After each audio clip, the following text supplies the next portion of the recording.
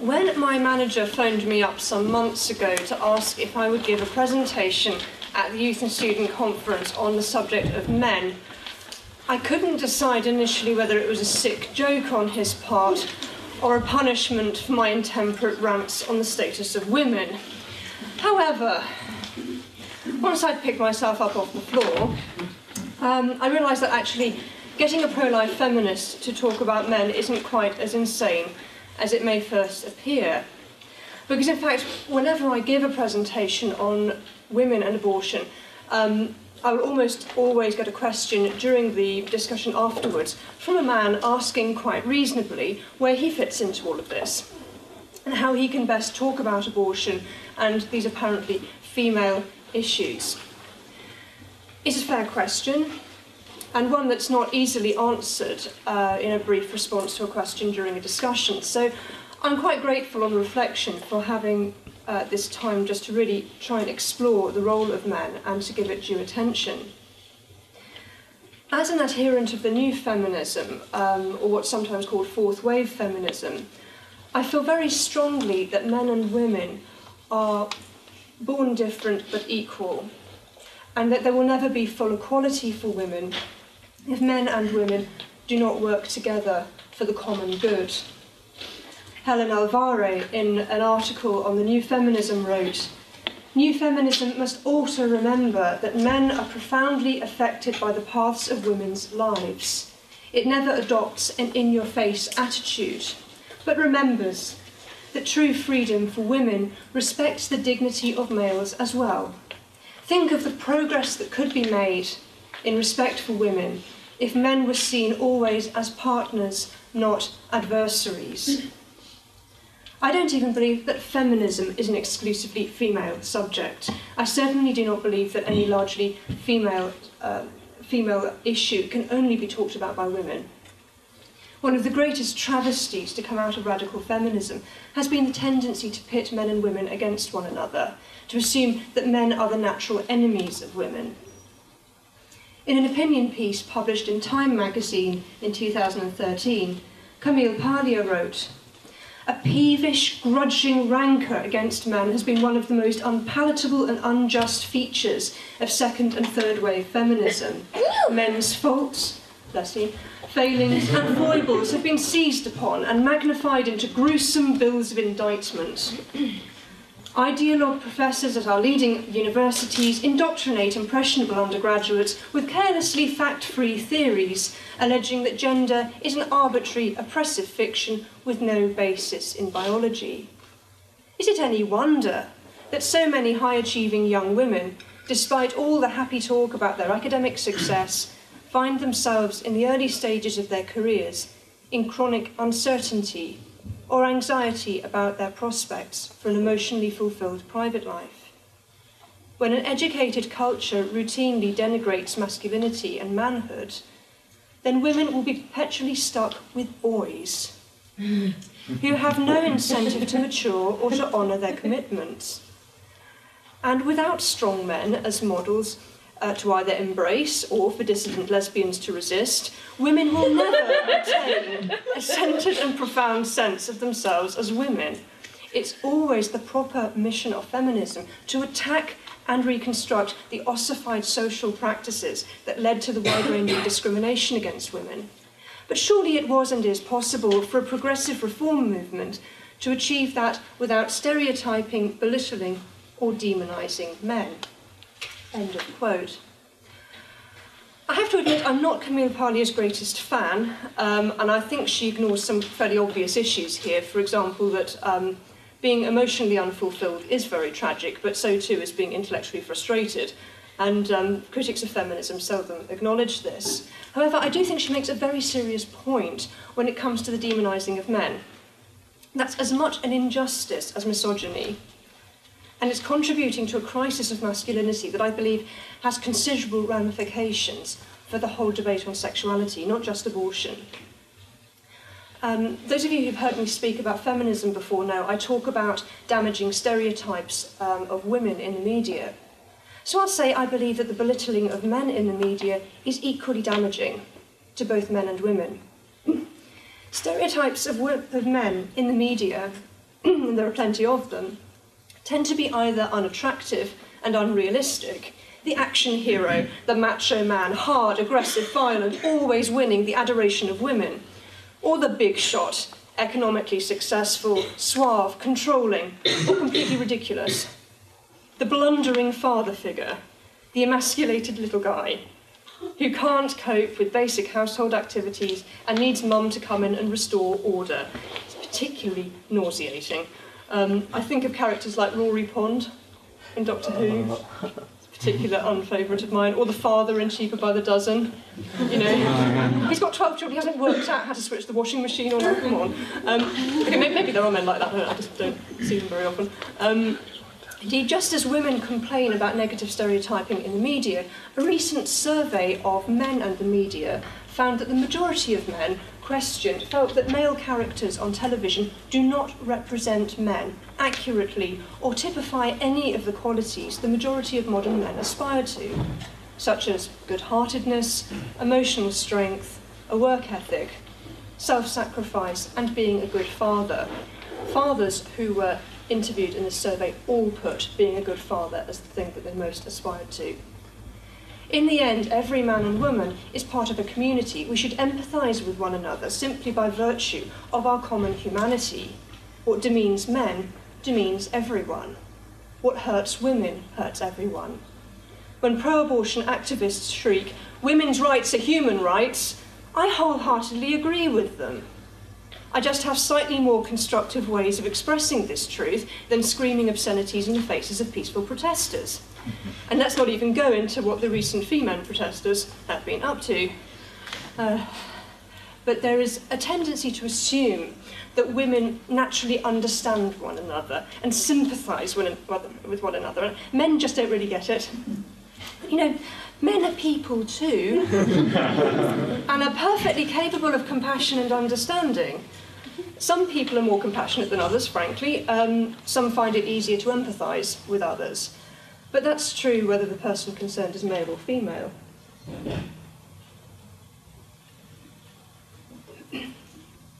At the risk of coming over all schmaltzy suddenly, which frankly isn't my style, compassion should be at the heart of the pro-life movement.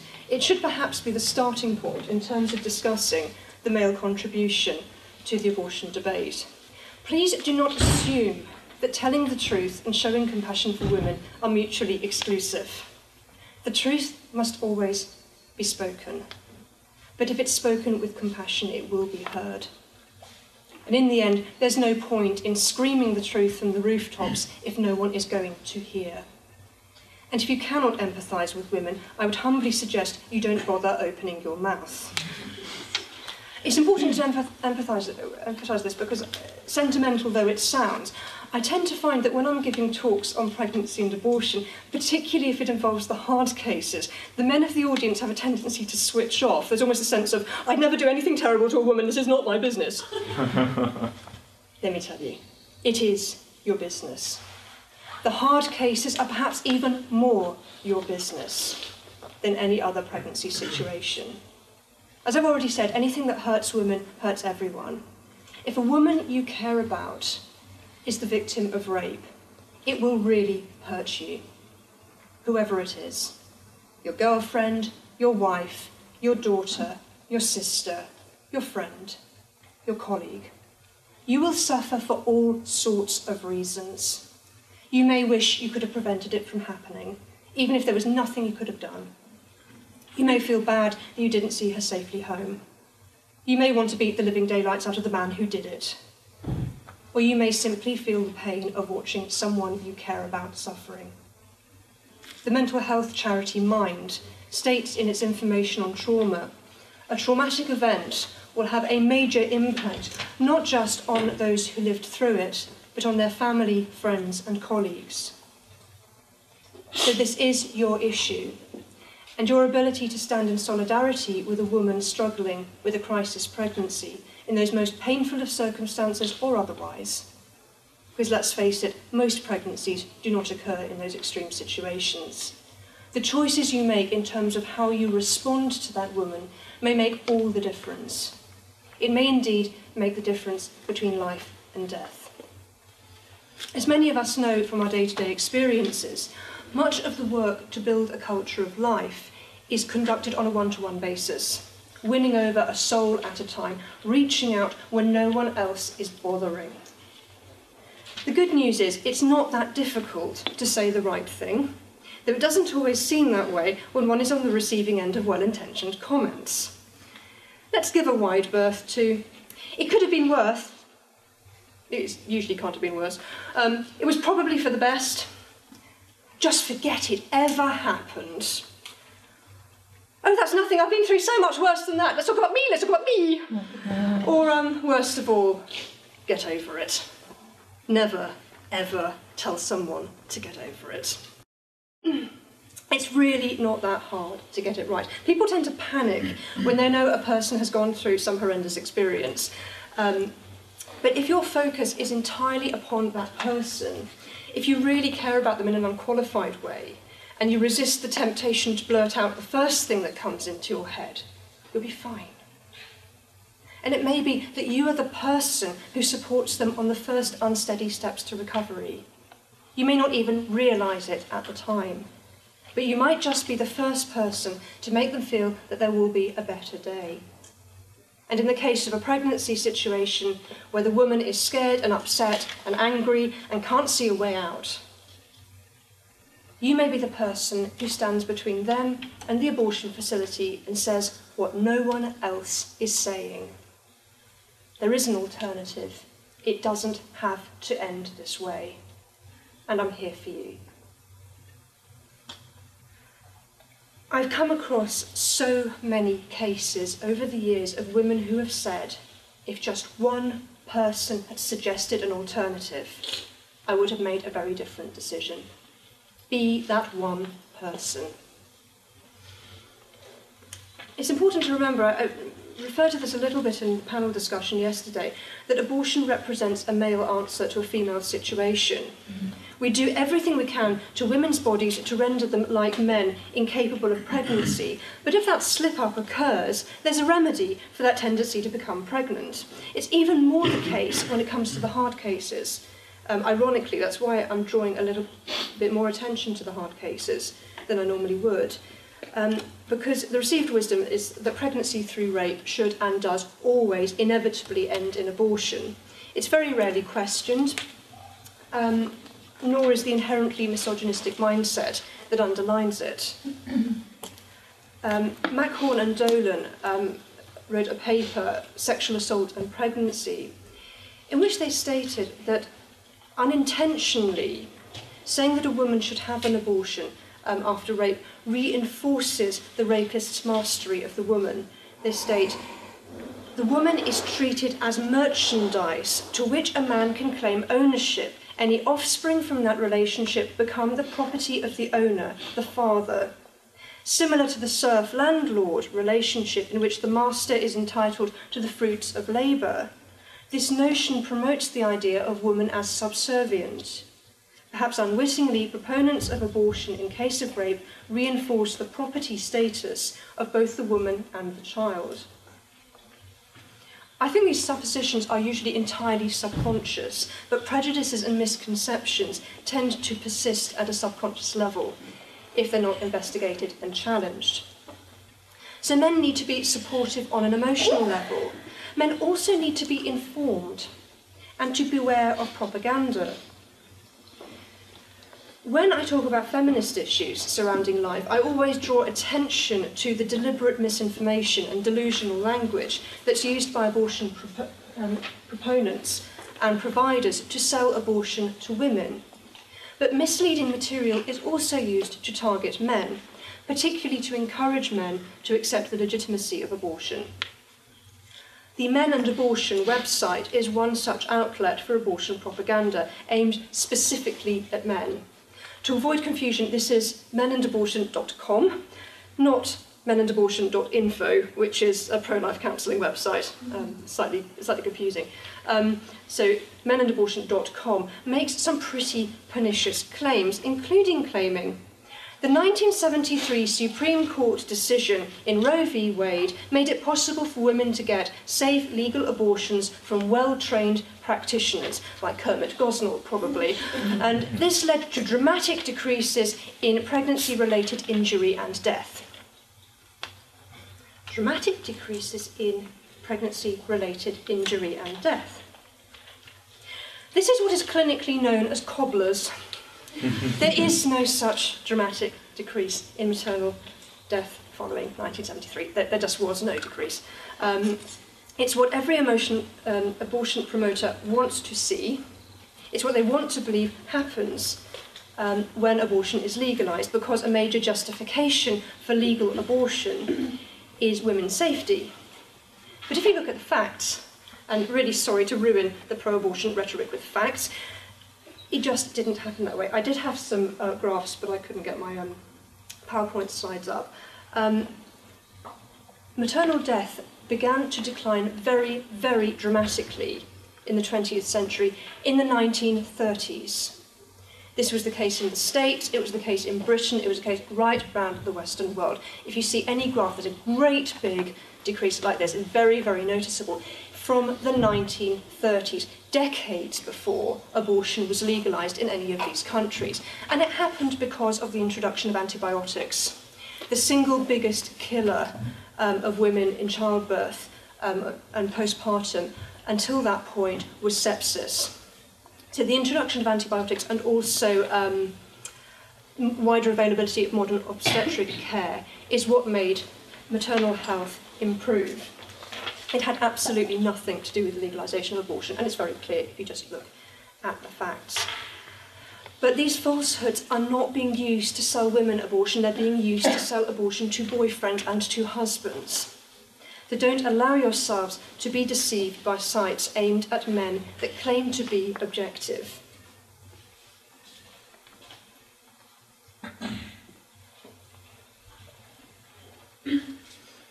A point I'm keen to make in these situations when it comes to the role of men in abortion is that though it's perfectly correct that men can't have abortions, they do create the situations in which abortions occur, and they can and do perform abortions. Indeed, much of the dirty work concerning abortion is performed by men. Supporters of abortion are, after all, perfectly happy to enlist the help of men to speak out for abortion. I read a particularly ludicrous outburst some time ago on a blog called Abortioneers, which pleaded, "For the last few months, women have had to shout from every roof and mountaintop to defend their reproductive rights against misogynistic politicians. And as all these goofy men are spewing their crud about slutty women and attacks on religion, the upstanding men are, well, silent. Male readers out there, I implore you to speak up. Petition your local Congress people, write to the GOP, talk to your friends, talk to your female partners, vote pro-women. We cannot continue to fight this fight on our own." Now, that is really pathetic. That's so pathetic. You can't do the whole rough, tough, hard-as-nails feminist act, put men down, claim they've no place in the debate, claim even more vociferously that women don't need men, thank you very much, then go crawling to them, indulging some cringe-worthy whinge fest when it suits you. "Oh, we cannot continue to fight this fight on our own. Oh, knights in shining armour, come and rescue us. We're so helpless and defenceless." How humiliating. Now, I believe men should stand with women, literally and figuratively, in the fight against abortion. Because I believe that men and women should work together for the common good.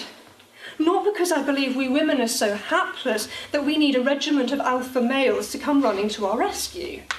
Though I suppose a regiment of alpha males might be nice company. No.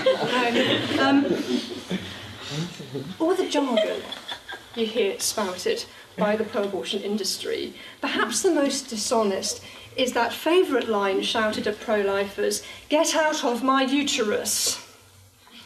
Abortion, pretty much by definition, involves a third party invading a woman's uterus. And abortion supporters love nothing more than a doctor, male or female, getting into a woman's uterus. And they're pretty aggressive towards medical professionals who refuse to do so. Doctors and midwives who refuse to be involved in abortion as a matter of conscience, face discrimination in the workplace, are portrayed as heartless and unprofessional in pro-abortion literature, and in some cases they have to fight for their jobs in court. As we speak, 2 Catholic midwives with years of experience and not a stain on their names are fighting a legal battle for the right to refuse to supervise abortions. It has cost them years of their working lives and taken a terrible toll on their personal lives and on their health. The rhetoric of choice does not count for much when the choice involved is the choice not to kill a baby. The debate surrounding life issues, not just abortion but also euthanasia, tends to focus entirely upon the feelings and beliefs of the individual. My life, my sovereignty over my body, my autonomy, my healthcare choices, my rights, my belief systems, and forgets that these actions involve a third party whose job it is to operate the vacuum aspirator, to sign off the prescription, to clean up the mess. And there's this underlying belief that the medical profession is under some kind of obligation to submit to this culture of death. We should be asking ourselves, what right do we have to bully, coax and blackmail others into carrying the burden of ending human life? Even if there are doctors who are prepared to put themselves forward, we need to ask ourselves whether anyone, particularly a person who's been trained to preserve life, should ever be placed in that position. Much of the work on the psychological consequences of abortion focuses quite rightly on the women who go through the abortions, largely because there is an assumption written into the abortion laws of quite a few countries, including Britain, that abortion is necessary to safeguard the mental health of the woman, when in fact the evidence suggests that abortion is itself psychologically damaging.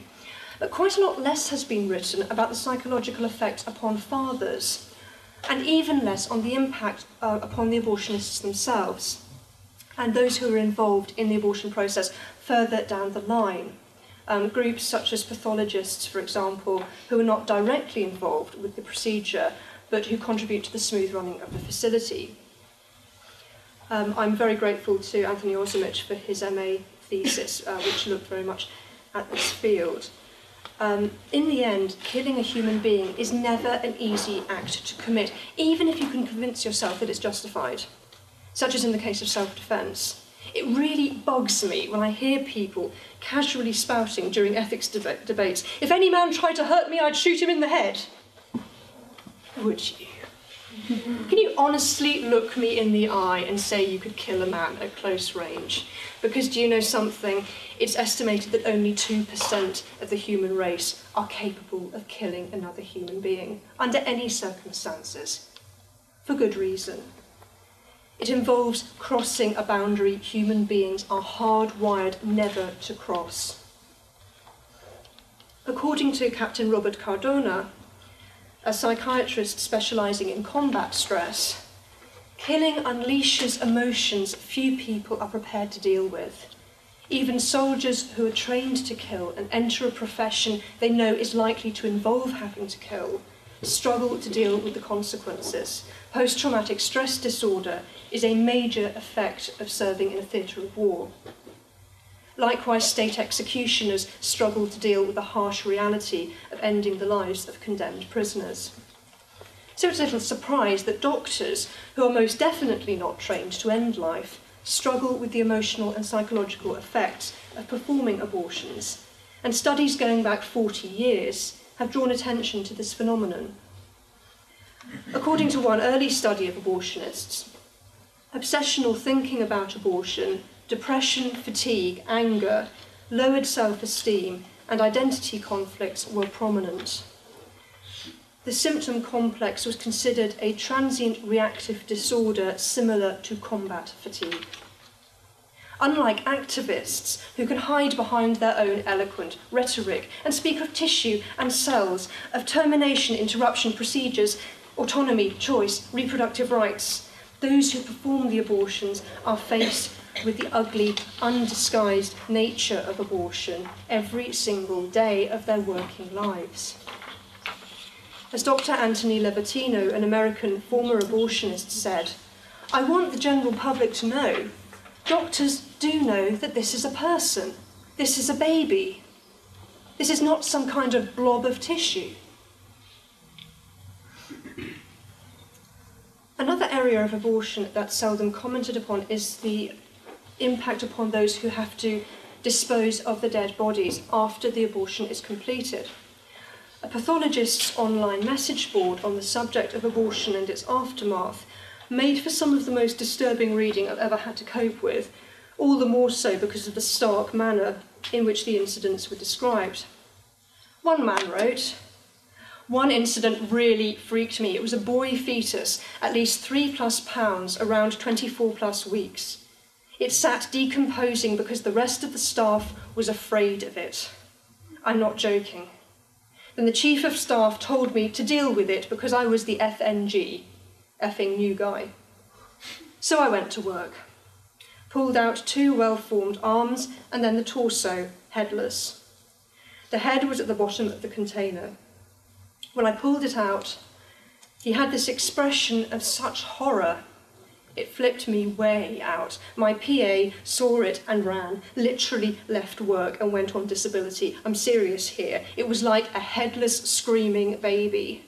Like it had been born for at least a split second to realise it was screwed and let out one agonised yelp.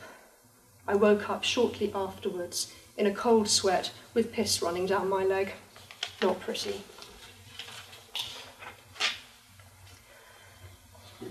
Incidentally, we see a similar psychological pattern when it comes to euthanasia. Generally speaking, whereas the majority see abortion as a female issue, euthanasia can seem, by contrast, to be fairly gender neutral. In fact, that's not the case. The majority of acts of euthanasia are carried out on women by men, and women are much more likely to be the targets of euthanasia for all sorts of reasons. Doctors tend to be more forthright about the damaging effects of killing an adult human being. Dr. Peter Admiral, a leader of the Dutch euthanasia movement, was quoted in American medical news, "You will never get accustomed to killing somebody we're not trained to kill. With euthanasia, your nightmare comes true."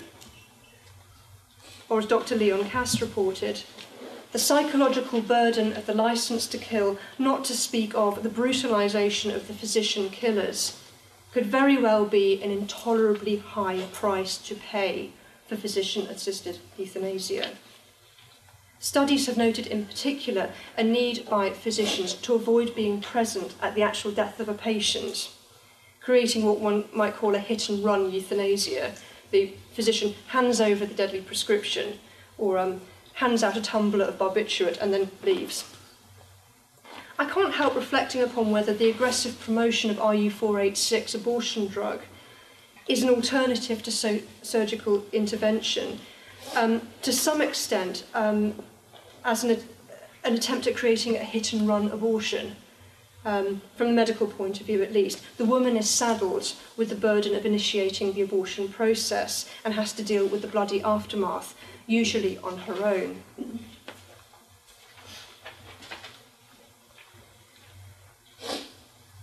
But what if it is personal? What if you are the father of a child killed by abortion?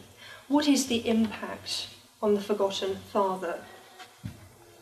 This is another area of study that has suffered neglect, but what studies have been conducted in the years since the legalisation of abortion in the States and Britain have revealed what many have always suspected, that abortion has a negative impact upon men and their relationships, which can persist for many years.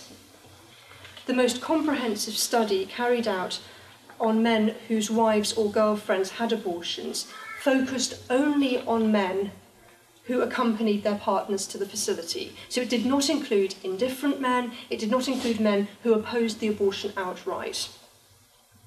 And the responses they got included substance abuse, self-harm, anger, frustration, resentment, self-sabotage, including the destruction of relationships and careers. Feelings of isolation, helplessness and emasculation were compounded by the sense that men should not feel grief, should not burden others with it, particularly the woman who's gone through with the abortion, and the need to justify having supported and indeed heavily influenced that decision in the first place. Added to these difficulties is the social pressure on men not to express emotion or grief or to speak openly about feelings. That really persists, even though we're not supposed to be. The repression of grief almost inevitably will mean that it's never properly faced or dealt with. And men who do speak out tend to have a pretty rough ride. Some time ago, a young man whose pregnant girlfriend was considering abortion wrote an anonymous letter to his local paper, sharing his story and seeking advice. The agony aunt on the paper gently told him there was nothing he could do about it, but she did at least suggest he might talk with his girlfriend about adoption. A blogger had other ideas and mocked his grief and confusion in the most spiteful possible way. To give you a taste, what an awful position you're in, being physically unable to be pregnant and yet knowing exactly what pregnancy's like and specifically what your girlfriend should do about hers. So many pregnant people, it's pregnant women actually, only women get pregnant, so many pregnant people experience complicated emotions about unplanned pregnancy and bodily autonomy while you're cursed with the absolute knowledge of what's best for all pregnancies. If only everyone would just listen to your penis feels for a minute. But you are helpless to force every pregnant woman ever to carry every pregnancy to term, which is the right thing to do because you personally can't imagine anything worse than something you literally cannot imagine because it literally will never happen to your body. Oh, cruel fate. What can you do? Make a lot of frowns at your girlfriend so she sees how sad you'll be if she doesn't spend the next 9 months and potentially 18 subsequent years attending to your emotional well-being, the most delicate and precious thing on the earth, besides zygotes. Talk about kicking a man when he's down. What can it possibly achieve? Why attack a man's vulnerability with such vitriol, unless a small part of you fears that vulnerability? There's an element of panic in an attack as spiteful as that, because that anonymous writer is by no means a voice in the wilderness and an exception to the rule that men are just fine with abortion. 1/5 of callers to Abortion Grief Australia are men. And some abortion recovery groups are ministering to these fathers. Silent No More, for example, has a website on which men are invited to post their stories anonymously. And I have to admit, I was overwhelmed by the level of grief that some of these stories portray. I've read some heartbreaking accounts by women of their abortion experiences and their regrets, but it says something for just how neglected fathers are, that after a decade in the pro-life movement, I was taken aback by how much these men were suffering, especially those who acknowledged they had not supported their wives and girlfriends and had pushed them into the abortion decision. The guilt of their neglect and lack of compassion compounded their grief after the child was gone. To share a few of them with you, again, these are all anonymous. In the army, I remember being trained at public expense in the spirit of the bayonet, which is simply put to kill. The spirit of abortion is the same in my view, though the enemy isn't shooting back. I feel like a murderer, which isn't to say I blame anyone else, or think anyone else is a murderer. It's just the way I feel, and all the rationalisations in the world haven't changed this. I still grieve for little Thomas.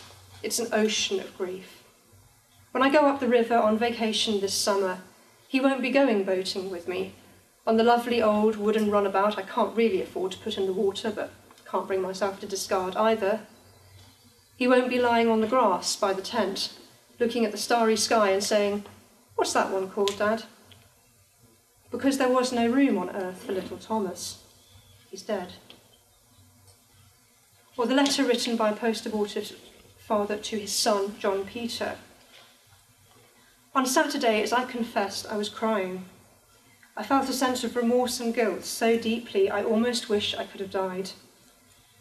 John, if my dying now would give the world you, I would offer my life. I'm not going to be able to read all of it, actually, because it's too upsetting. But I shall miss you, all that you might have been, a little boy running and playing, scraping your knees from a fall. I shall miss you, John, and all that you might have gained from life. A study published in the peer-reviewed journal Public Health found that abortion has an overwhelmingly negative effect on relationships, with the majority breaking up following abortion. And this is particularly ironic, as abortions are sometimes carried out to save a relationship, because it's believed that having abortion will cause excessive strain. There's also the thorny issue of denial when it comes to abortion grief. In fact, denial is a key phase in the bereavement process. Bereavement is said to have 5 key phases: denial, anger, bargaining or a desire to control, depression, and acceptance. The psychological process has been quite clearly mapped by experts, and it's supposed to be fairly universal. Different cultures express grief differently, but the underlying stages are the same. And my feeling is that the responses to abortion by both men and women follow quite a similar pattern: denial, anger, the desire to control, depression, and sometimes acceptance. Because one of the tragedies is that not everyone reaches a point of acceptance. It's possible to be trapped by denial or anger. And in the case of abortion, I would suggest that thousands get trapped there, in denial, in anger, or the desire to justify or control the situation. And one of the pitfalls is to fail to realise the healing process has not yet been completed. A classic example of this is post-abortive father Steve Alterburn. He talks about how he gave a talk to thousands of students at his alma mater, in which he confessed 20 years before he'd got his girlfriend pregnant, they were students, and he'd paid for her abortion. They then split up and life moved on. Years later, the guilt overwhelmed him, literally overwhelmed him. He became ill, he had stress-related problems, and he had to seek forgiveness. He reports that shortly after delivering this very honest talk, his former girlfriend contacted him and said that she too had sought forgiveness and found healing. But she added, "Steve, next time you give that talk, be more honest. You didn't just help pay for the abortion, you pressured me into having it." So having already admitted his culpability, Steve then had to admit to a further failing. He had indeed forced his girlfriend into having an abortion she'd made it clear she did not want. He'd accepted the wrongness of his position after all those years, but he had not accepted full responsibility. And sometimes that denial, I think, can take years to disappear entirely. So just to conclude, how should men work to stop abortion? Firstly, as I've already pointed out, do not work in any field involving abortion. Do not perform them, refer for them, process the forms or clean up the mess afterwards. 2, live lives beyond reproach. This is really, really important. You can't be pro-life and have a selective morality about your sexual behaviour. Those 200,000 plus babies aborted every year had a father. Make sure you're not that father.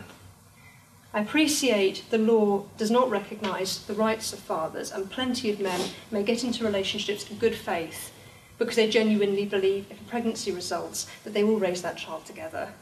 But in the majority of cases, that's just not the situation. The woman will present for an abortion because she feels alone, she feels abandoned or unsupported, or because she never had any intention of carrying a pregnancy to term if a mistake occurred, and had made that clear. In a recent article, Brian Fisher describes the response of many men of the baby boomer generation to abortion, concluding, "Abortion didn't empower women, it empowered men. Make sure you're not one of those men who feels empowered by abortion." Thirdly, be there for the woman, whoever she is, particularly if the child is yours. A real man will not run away. As one male writer put it on a pro-life website, it's time for men to stand with women, not just for one night, but all the time.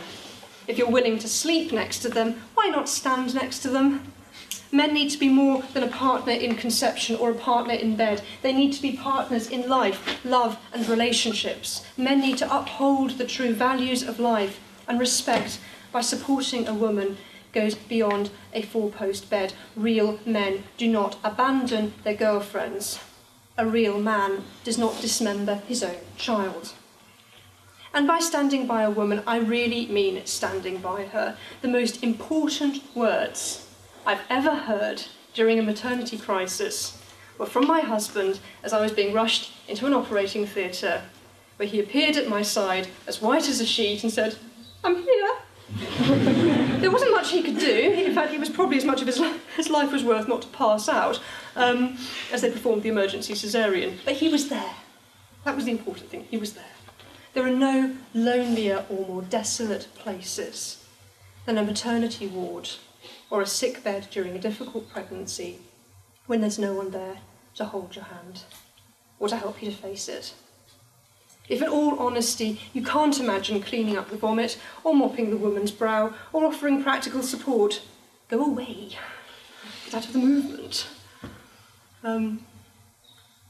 Fourthly, appreciate the importance of self-examination. I talked yesterday about how Alison Davis used to talk about pro-life speak. Well, we have to be careful about that in terms of the way we describe attitudes to women, because the centuries of discrimination against women have taken their toll on language and behaviour, so we need to be sensitive to that and the messages we send out. Dave Cameron is very keen to show that he's pro-woman. He's very keen to cast himself as the great male feminist. But the day he smirkingly instructed a female opponent to "calm down, dear," he rather shattered that image. It shouldn't have even occurred to him to say that to her. Seemingly harmless words and behaviour can in fact be very revealing and undermining. In respect for women in everything you say. In terms of arguments, I think John Henry had already really touched on this yesterday, but acknowledge the obvious. Since it's abundantly obvious that a man can't get pregnant, make it clear that you two have worked this one out. But that does not disenfranchise you from the argument. Years ago, Dr. Trevor Stammers, I don't know how many of you know Trevor Stammers, who was being completely taken apart by a journalist for his views, incorrectly attributed to him as it happened, about the HPV vaccine. And it was all the usual rhetoric. When Dr. Stammers has a cervix, perhaps he'd like to offer an opinion, etc., etc. To which Trevor Stammers responded, "I don't have a cervix, but I do have a heart." He then went on to give his opinion. Make it clear, compassion is not gender-specific and it's not reliant upon the possession of certain organs. Mother Teresa was once asked about unwanted children in the context of the abortion debate, to which she answered completely spontaneously, "I want them. There's no such thing as an unwanted child. Give them all to me." Very difficult even for a journalist to argue with that. The sincerely generous response is the most powerful response. Acknowledge that women bear the brunt. Acknowledge that women should not and need not bear that burden alone. There are individuals who are there for them, that you are there for them. It's probably also worth pointing out that some of the most important social movements in modern history have been driven by people not just from within those groups, but from people on the outside, including, incidentally, women's suffrage. It wasn't an exclusively female organisation. There was a men's league for women's suffrage in the US, and in Britain, the suffragettes had some very prominent male supporters, including Thomas Hardy. Likewise, there were many white members of the civil rights movement, because the truth is the truth. To refuse to stand and be counted because it's not really your issue is to fall into that trap that Pastor Niemoller famously lamented. When they came for the Jews, I said nothing, I was not a Jew. When they came for the Catholics, I said nothing, I was not a Catholic. So when they came for me, there was no one left to say anything. Point out the areas of common ground. I suspect and certainly hope that every man in this room would be outraged by domestic violence, by trafficking, by negative stereotyping of women. Make it clear you do not oppose abortion because you're looking for a cheap way to attack women. If you are a misogynist, do the pro-life movement a favour, you shouldn't be in it. But let's face it, there are very many easier ways to attack female emancipation than joining a pro-life group. And when I see these people saying, you hate women, I think, do you honestly think we've got nothing better to do than stand here, giving witness? Josh Brahm, a columnist for a pro-life site, suggests using personal experience. It helps to establish a rapport when you're talking to a person if there's a personal tone to the conversation. That's true in practically any situation. And above all, don't be scared. Don't imagine you have a right to wimp out, and don't imagine your contribution is not important.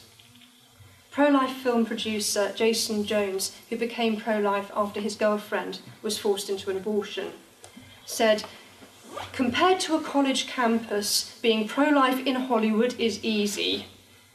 You know who's courageous? Those pro-life student activists. They're the ones on the front line. It's essential that pro-life young people stay bold and stay active. One thing to remember is that for every person who joins a student pro-life group or speaks up for the cause, there are at least 100, maybe more, who silently agree with us. This is true even on the college campus, but especially true in the rest of society. Don't be one of the silent multitude. Be bold, be active, be compassionate, be a man."